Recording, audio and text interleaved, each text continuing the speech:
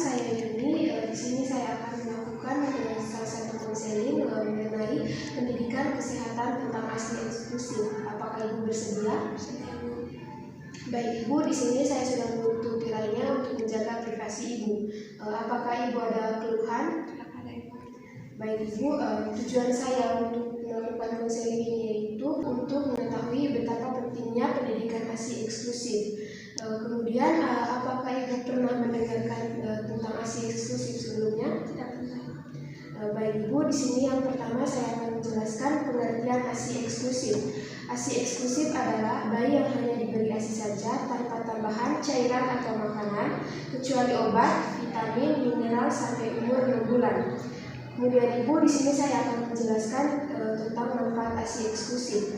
ASI eksklusif bermanfaat sebagai nutrisi, kemudian meningkatkan daya tahan tubuh bayi, lalu dapat meningkatkan kecerdasan serta dapat meningkatkan jalinan kasih sayang. Kemudian Ibu, di sini saya akan menjelaskan zat kekebalan dalam ASI. Yang pertama, faktor bifidus untuk mendukung proses perkembangan bakteri yang menguntungkan dalam usus bayi untuk mencegah bakteri pertumbuhan bakteri yang merugikan. Kemudian yang kedua yaitu laktoferin untuk mengikat zat besi dalam ASI sehingga zat besi tidak digunakan oleh bakteri patogen untuk pertumbuhannya. Kemudian yang ketiga yaitu anti alergi. Yang keempat, mengandung zat antivirus polio. Yang kelima, membantu pertumbuhan selaput usus bayi sebagai perisai untuk menghindar zat-zat merugikan yang masuk ke dalam peredaran darah. Ini saya akan menjelaskan jenis-jenis ASI. Jenis-jenis ASI itu ada 3, yang pertama kolostrum, yang kedua ASI masa peralihan, yang ketiga ASI matur. Di sini saya akan menjelaskan yang pertama tentang ASI kolostrum. ASI kolostrum merupakan cairan yang pertama kali keluar, kental dengan warna kuning-kuningan dibanding susu matur. Kemudian disekresi hari pertama sampai ketiga, bila dipanaskan akan menggumpal, sedangkan ASI matur tidak. Kemudian pencahayaan yang ideal untuk membersihkan mekonium dari usus bayi yang baru lahir dan mempersiapkan saluran pencernaan makanan bayi bagi makanan yang akan datang.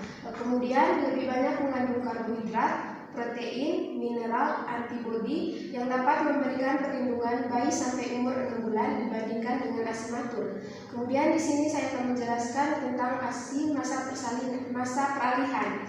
Yang pertama merupakan ASI peralihan dari kolostrum sampai menjadi ASI yang matur. Kemudian disekresi dari hari ke-4 sampai hari ke-10.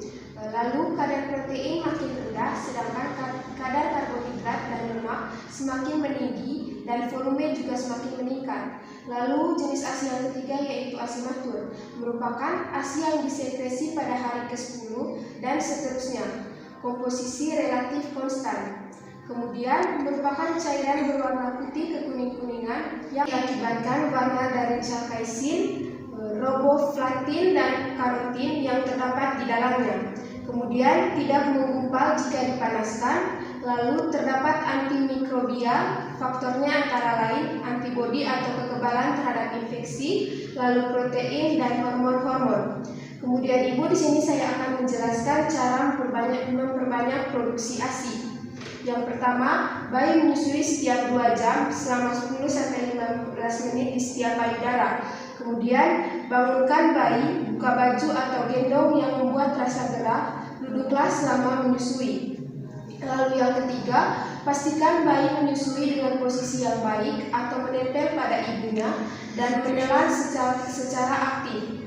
Kemudian, susui bayi di tempat yang tenang, nyaman, dan minumlah setiap kali menyusui. Kemudian tidur bersebelahan atau dekat dengan bayi. Lalu yang terakhir, Ibu meningkatkan istirahat atau minum. Kemudian Ibu, di sini saya akan menjelaskan cara pemerahan ASI. Yang pertama yaitu pengeluaran ASI dengan tangan, lalu yang kedua pengeluaran ASI dengan pompa. Lalu di sini saya akan menjelaskan cara penyimpanan ASI. Yang pertama, di udara terbuka atau bebas selama 6-8 jam. Di lemari es 4 derajat Celcius selama 24 jam. Di lemari pendingin atau beku min 18 derajat Celcius selama 6 bulan. Lalu, ASI yang telah didinginkan bila akan dipakai tidak boleh direbus karena kualitasnya akan menurun, yaitu unsur kekebalannya. ASI tersebut cukup didiamkan beberapa saat di dalam suhu kamar agar tidak terlalu dingin, atau dapat pula direndam di dalam wadah yang telah berisi air panas. Saya akan menjelaskan cara penerapan ASI eksklusif pada ibu pekerja. Yang pertama, selama cuti hanya menyusui. Kedua, sebelum mulai bekerja, ubah pola minum bayi. Yang ketiga, sebelum berangkat bekerja, susui bayi. Yang keempat, selama di kantor, peras ASI setiap 3-4 jam. Yang berikutnya, simpan di lemari es dan dibawa pulang. Kemudian yang terakhir, setelah dihangatkan, diberikan dengan cangkir.